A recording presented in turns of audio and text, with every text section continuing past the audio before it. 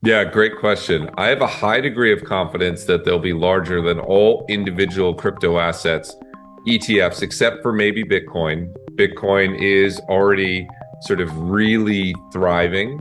But I think they could challenge that. If you look in traditional assets, the largest markets are indexed. This episode is brought to you by Proppy, which is leading the charge in putting real estate on chain. Proppy is a game changer. You can buy and sell real estate with cryptocurrencies using the Proppy platform, which is powered by a blockchain, of course. And they have a native token called Pro. And I've been an investor in the Proppy token since 2018. So Proppy is a licensed Web3 pioneer operating since 2017. They have facilitated over $4 billion in transactions. They're putting titles and deeds on chain. They use Coinbase for their crypto escrow service. So this is a great platform. And once again, they are ahead of the curve when it comes to putting real estate on chain. And they just launched a great campaign where you can earn some of the Proppy tokens. And it's simply by doing tasks such as sharing their vision video, signing up and inviting a friend, and much more. So if you'd like to learn more about Proppy, visit the link in the description. Welcome into the Thinking Crypto podcast. I'm your host, Tony Edward, and joining me today is Matt Hougan, who's the Chief Investment Officer at Bitwise Asset Management.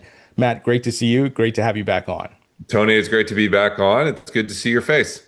Yeah, it's been a while, Matt. We've spoken many times over the years on the progress of different Bitcoin or Ethereum ETFs as it relates to the spot ETFs. And now on deck is other altcoin ETFs such as Solana, XRP, and others. Matt, we're seeing some activity from the SEC, comments around the Solana ETFs and so forth. What is your best guess as to when we might see these approved? Yeah, well, obviously I can't speak about any specific filing because Bitwise has filings at the SEC, but I think it could be near term.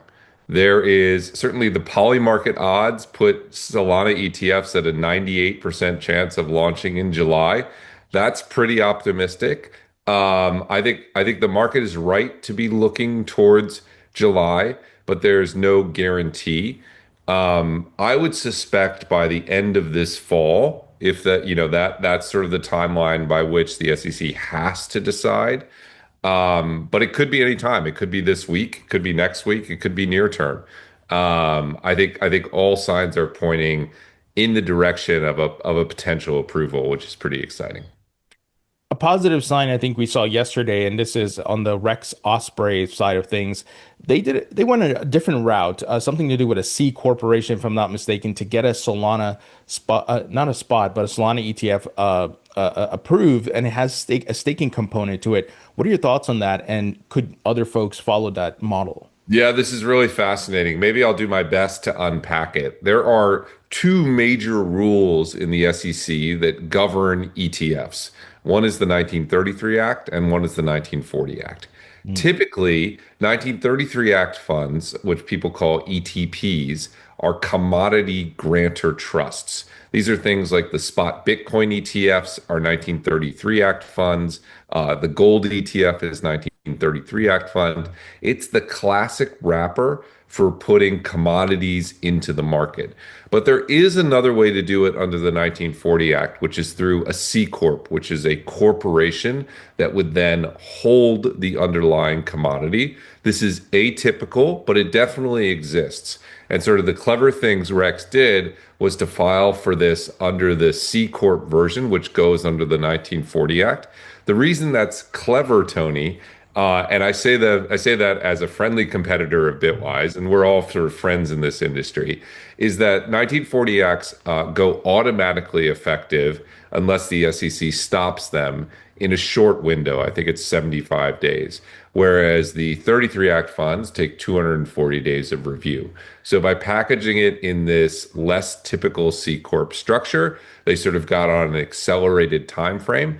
Now, it's not 100% clear that that will mean they'll launch in the market. The SEC always has discretion to say stop, to halt things, etc. We won't know that it's actually live until it's live and trading. But that's why they've gone under a different sort of approach. And there are various efficiencies of each approach. I'm not going to say one is better than the other. Bitwise chose to follow the more traditional route. We think that's the optimal route. But kudos to them and flowers for them for taking this differentiated approach. Are there in the ETF world, are there more of these C corporation type setup or more of the spot setup, the traditional? Well, so the vast majority of commodity-based ETFs or ETPs are in the traditional 1933 Act grantor trust scenario. That's where the Bitcoin ETFs live. That's where the Ethereum ETFs lives. That is the classic structure. Most 1940s products are like S&P 500 funds, right? This is typically where you put securities. This C Corp approach is sort of an unusual approach for packaging commodities into an ETP through an ETF structure. It does exist. This is not the first of its kind. It's not like breaking new ground. It's just not the typical approach. Interesting. Now, the other thing people are waiting for as it relates to altcoin ETFs is staking in the Ethereum ETFs. I know you guys have a filing. What can you tell us there? Do you think the same window of approval we might see for that as well?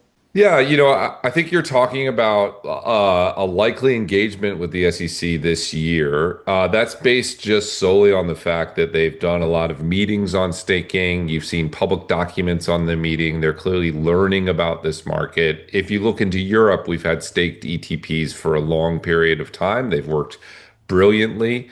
Look, this SEC is engaging with this asset class on a rational basis. Mm. Uh, and you and I know that staking is an important part of many crypto assets and the return investors get from them. I think we're moving down that pathway. How fast we'll get there, I'm not sure, but I think at least I'm hopeful this is a 2025 story. We'll see how it turns out, but I'm hopeful that's the case. I can't wait for that, Matt. I'm an ETH holder. I believe that when they add staking, it's going to allow more, there's going to be more inflows because there's a huge incentive. You can get the yield and so forth. Is it going to be paid out in some sort of rewards or dividend, or is it going to be reinvested, the staking rewards reinvested into the fund if the investor chooses? Yeah, I wish I could tell you. You've touched on some of the areas that are complex and currently being discussed in terms of whether it's a dividend out structure or more of a total return structure.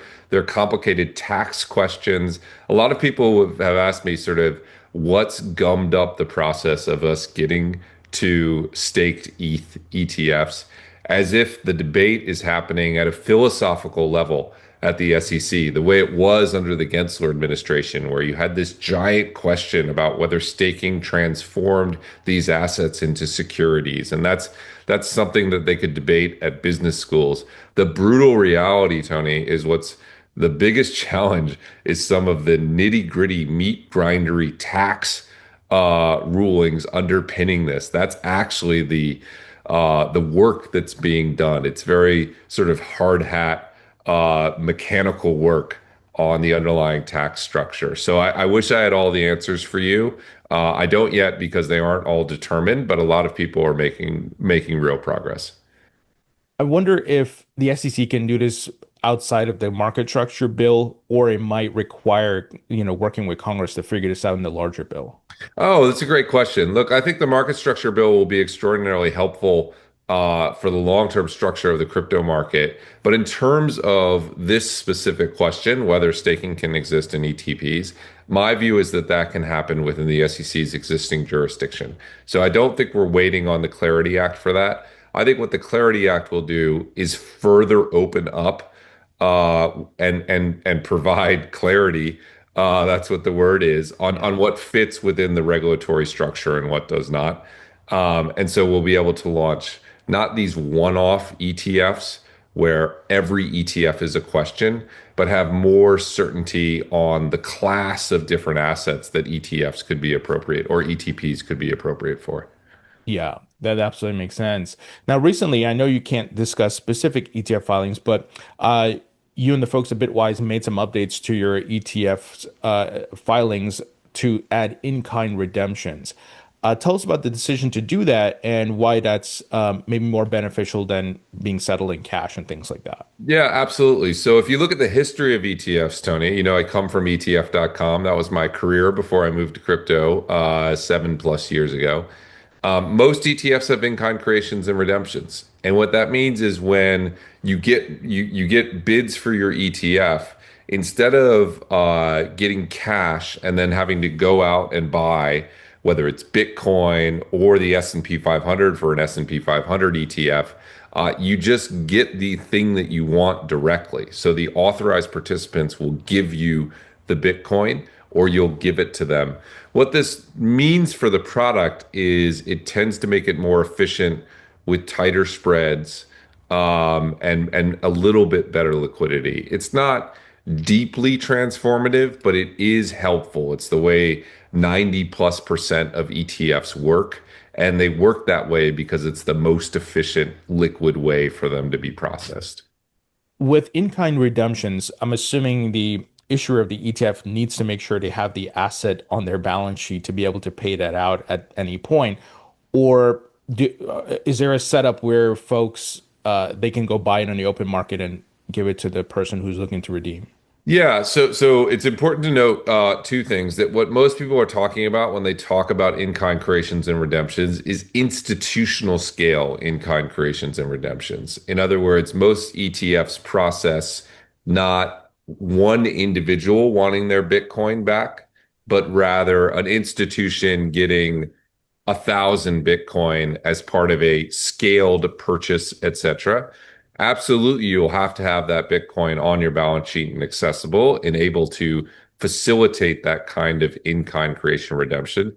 Now, you and I have talked about this. It's my dream eventually to allow for individual redemption of Bitcoin because I think that aligns with the philosophy of Bitcoin. And there is one gold ETF that manages to do this. If you're an individual and you ask for your gold back, they'll send it to you in a Brinks truck. I think Wow. that's extraordinarily cool. I think if we could do that in a crypto ETF, that would be extraordinarily cool. But that is still a few steps beyond what we're talking about now, which is sort of this institutional intermediary in-kind creation redemption, which really just makes the process more efficient and tighter. Mm. And it would be a lot easier. I mean, everything's digital. You don't have to send the Brinks truck, right? Yeah. That's exactly right. That's part of why I'm attached to this vision because it should be theoretically much easier.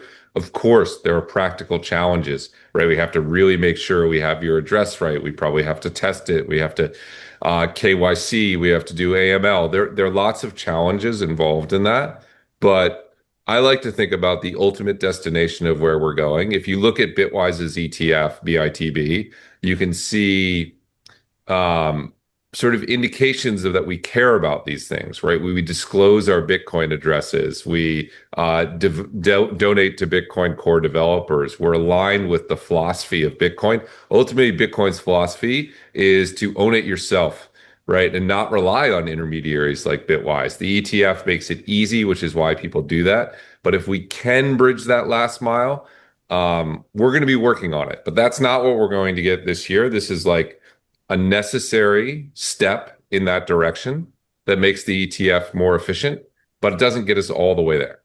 Mm. By the way, I love what Bitwise is doing, your vision and sticking to kind of the ethos of Bitcoin. I love that. Thank you. I maybe just throwing it out there, and you guys have probably thought of this, of course, is you could probably create your own self-hosted wallet. Users can create it and it's in your ecosystem, but then if they want to move the Bitcoin out, no problem. But at least it's in a controlled environment. It said, John Smith, here's your Bitcoin that you wanted to redeem. Now it's up to you to do what you need to do. I love that idea, and I think that's in the direction of travel. Our big picture view is that these two worlds, which today are relatively separate, of traditional asset management and on-chain self-sovereign ownership of crypto assets, that those will merge. I love the idea of merging them within Bitwise, which is sort of what you're suggesting, or at least facilitating that. That's the long-term direction of travel where we're going. Hmm. Matt, I see the puck heading to large index ETFs where folks get exposure to not just Bitcoin, but maybe the top five altcoins or top 10.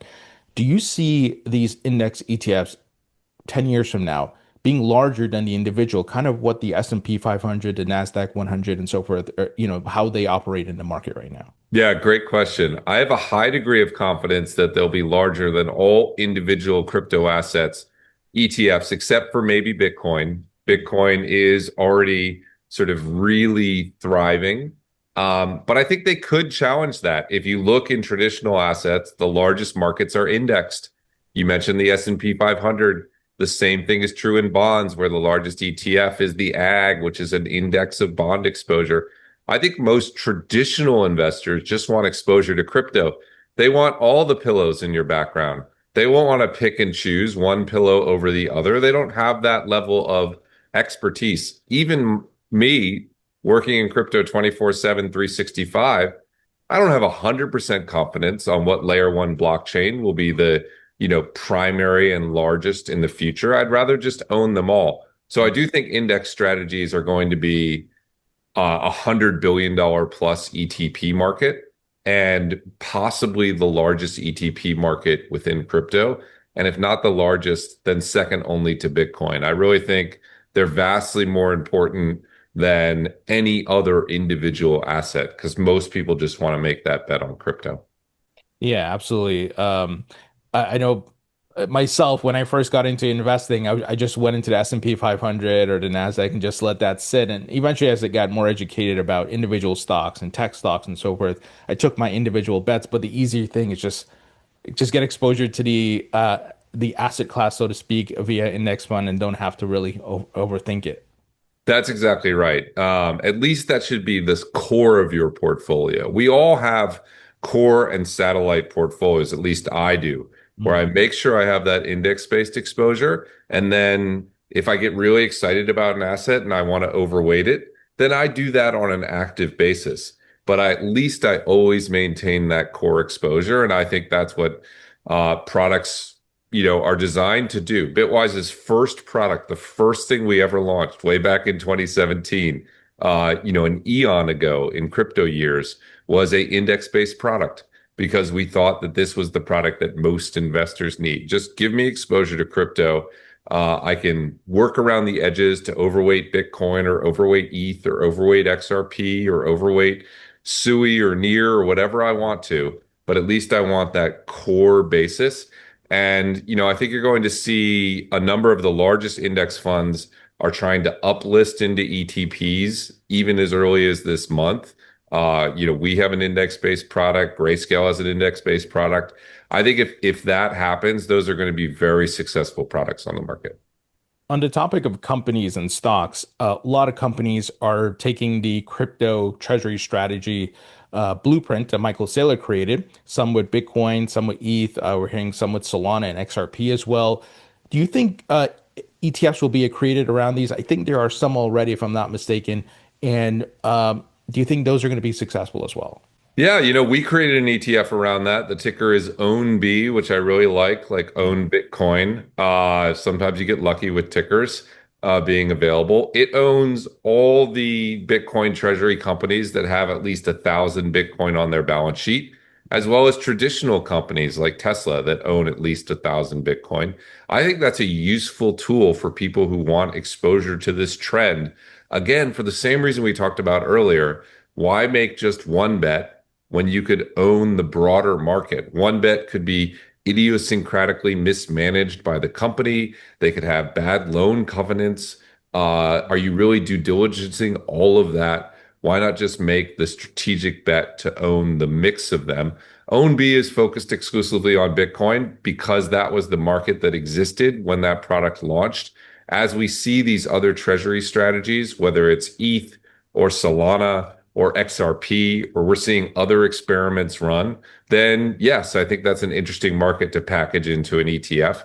I generally think, as a rule of thumb, most investors are better served by having a diversified exposure than an idiosyncratic exposure. If you have that singular exposure, you really have to have done significant research to give yourself confidence in it.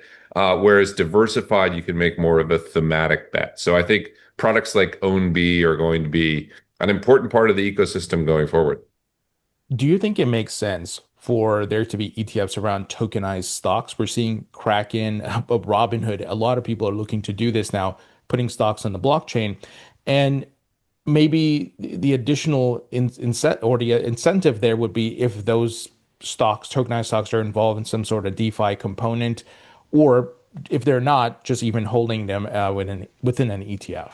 Yeah, the thing I'm really interested about that trend is what do ETFs look in a tokenized version? And I don't think we know what that is because I think just like traditional investors like to package stocks into ETPs to express their views, people in the tokenized market, I think, will eventually want to do that as well. The question there is, does it look like a traditional ETP, or is it some sort of auto-executing DeFi-like contract that packages different tokens together at weights and manages and maintains them? I think that's actually a really interesting direction of travel. So I think it will be interesting to see how that develops. I think the other way we could see this develop as we get more regulation and maturity is to the extent that tokenized stocks open up exposure, particularly for difficult to access or even private companies. And we're seeing a lot of interest in sort of tokenized exposure to private companies. Could Mm. you wrap some of that into a traditional ETF alongside public equities to get broader exposure to various themes where a lot of the current value lies in the private markets? And I think that public private combination, stock, token, or just tokenized exposure to both halves of that equation, that just opens up a new area for people like me to think about in terms of how you're building exposure, right? If you're building exposure to crypto equities right now, you can do that in an ETF wrapper, and we have an ETF, BITQ, that does a great job of that. People are very excited because you see Circle entering that ETF. But there are a lot of private companies in crypto that I would love to have exposure to, right? I'd love to have exposure to Chainalysis. I'd love to have exposure to Kraken. I'd love to have exposure to a variety of different providers. What if we could package that as well? I think that would be interesting, and that's certainly something that we'll be looking at in the future. Matt, I'm totally on board. I would love a product like that, especially in a tokenized format that trades 24/7. Obviously, like you said, a lot of the value is in the private area, and if you can get equity before they go public and things like that, it could be maybe a nice return. But I would love a product like that. We're working on it, Tony. We're working on it. Um, Now, I wanted to talk about the broader market because there's some huge developments, like, for example, the government launching mortgages with Fannie Mae and Freddie Mac, where crypto can be used as an asset to count towards getting a mortgage. What are your thoughts on that, and how could that could change this market with even the banks going this direction? Yeah. Let's talk about it from a 30,000-foot view and then a on the ground view, because I think there's a really important 30,000-foot component to this, which is for the last 15 years, traditional finance has valued crypto at zero. It said that this asset class is so risky that we will count it as valueless when it comes to being collateral for various types of loans, of which, mortgages are the most common loan that people take out. So that was the express view of the traditional industry. This asset could go to zero tomorrow. We can assign it no value, even though it's liquid, even though it's pristine collateral, etc. This statement from Pulte and the housing department saying, no, this is valuable collateral. You can treat it as collateral for any mortgage, is a statement that this isn't going to go to zero tomorrow, right? This is like any other financial asset that may go up or down. It's like stocks, it's like bonds, etc. It's being completely normalized. So I think there's a really important difference there. Once traditional finance accepts that this is a normal financial asset whose value may go up or down, not this weird asset that they have to just write down to zero because they reflexively can't understand it. It opens up so many opportunities. So I think this is just like a door opening, and you're going to see this emerge. What it means from a micro perspective, it's obviously positive for markets, right? Because people who take loans against their Bitcoin aren't selling their Bitcoin today, which today they have to. Like if they want to buy a house, they can't get a loan against their position. They have to liquidate Bitcoin. That adds selling demand. So on the margin, It reduces the supply coming to market. I think probably by a reasonable amount, not a huge amount, but by a reasonable amount. But I think the biggest story is this macro story, right? TradFi now believes Bitcoin has value persistent into the future. That's a huge unlock, and I think we shouldn't look past it. Yeah, it's incredible. And I wish, I've been a crypto holder since 2016, and I wish I could have used this to buy my current house or my apartment before. Right? But, it is what it is. Yeah, yeah. Well, we got there eventually. We got there eventually. Yeah, it's so fascinating. Matt, it seems like this asset class is this black hole sucking in all of TradFi and all the traditional financial products and things like that. It's incredible. That's exactly right. Well, money needs to be updated. I mean, that's the underlying thesis. Yeah, I was talking to this with somebody the other day as we were reviewing this idea of tokenized stocks, which is the current system is just absurd, right? We trade stocks 9:30 to 4, 5 days a week, except for on holidays. July 4th is coming up. We're not going to be trading stocks. Yeah. Think if your email worked from 9:30 to 4 and then it shut down at 4 and you couldn't send another email until the next morning at 9:30. You wouldn't stand for that. Yep. And yet in the greatest capital market in the world, that's the status quo. So it is absolutely this black hole sucking in assets and sucking in applications. But the reason for that is that the existing system is so ridiculous in today's day and age. 9:30 to 4 trading, 5 days a week, money that moves slower than Amazon deliveries. It's just ridiculous. And so I think the world is normalizing to that fact.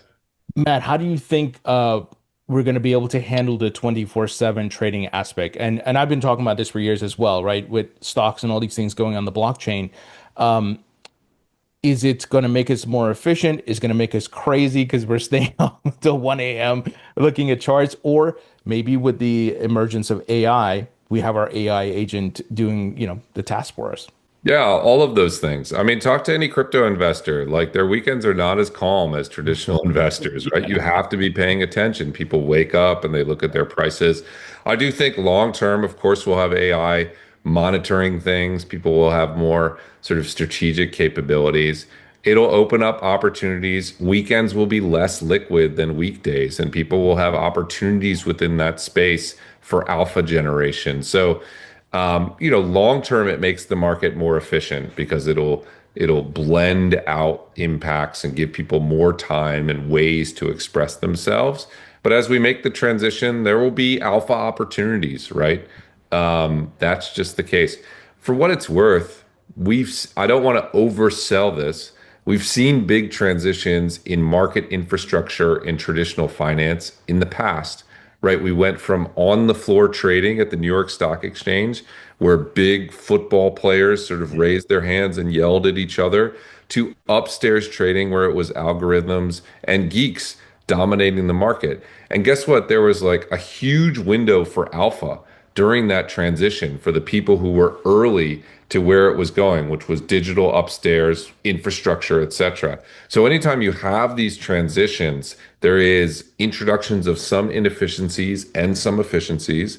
There's opportunities for profit and for loss. And we'll see that here. It won't be perfectly seamless. There will be issues, but ultimately, this is the capital market that the world needs. Ultimately, we need to trade 24/7, 365 on a global basis with instantaneous settlement. So, there'll be everything on that transition. It's a big transition. We've seen this before, but we always end up in a much better place, and we will here too.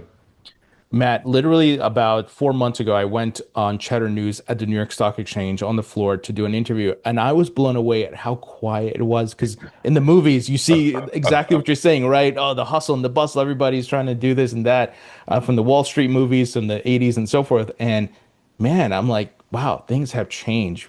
I can trade stocks on my phone, walking down That the street, and it was quiet, like you could hear a penny drop. That's exactly right. And for what it's worth, if you remember lived through that transition, you would remember that the old guard said this is impossible, it won't work, it's not needed, there'll be all this risks. And of course it's inevitable that it ends up digital, right? That's the direction of travel. So every time someone raises their hand and says that tokenized stocks are impossible and we have all this regulatory infrastructure and it'll be painful and it'll introduce risks, just remember that they said that about every technological evolution to the market structure. Ultimately, again, money wants to be 24/7, 365, global and frictionless. And we're going to get there. I think we're going to get there a little bit faster than many people expect. And I think if you look at the pace of announcements, Mm. right, just Robinhood just a few days ago in France talking about 1,000 tokenized stocks. And a year ago, there was none of that discussion. I think it could happen faster than people think. And all that will benefit, for what it's worth, the underlying blockchains on which these assets move. Oh, absolutely. Final questions here, because I know you got to go. What are your thoughts on stablecoin and crypto legislation getting passed this year? Do you think it happens? Yeah, I do. I'm very optimistic on stablecoins. It's like the only thing American can agree on, right? It passed 68 or 69 votes in the Senate. There's been virtually no bills that have passed with that margin of support. So I feel very confident on stablecoins. The Clarity Act will require a bit more work. Um, I think we'll get it by the end of the year. I don't know if we'll get it by the end of the summer, but the direction of travel is really exceptional. And I do think there's bipartisan support for a better financial market built on crypto rails. And I think we're going to get there. So I'm optimistic we'll get both. I think we'll get stable coins before the August recess and hopefully market structure in the fall. Yeah, I can't wait for those to be passed. I think it's gonna just we have a huge economic boom from it, and it's a lot of innovation. And yeah, I'm excited. But Matt, as always, great stuff. Thank you so much for joining me. Hey, thanks for having me. This was fun.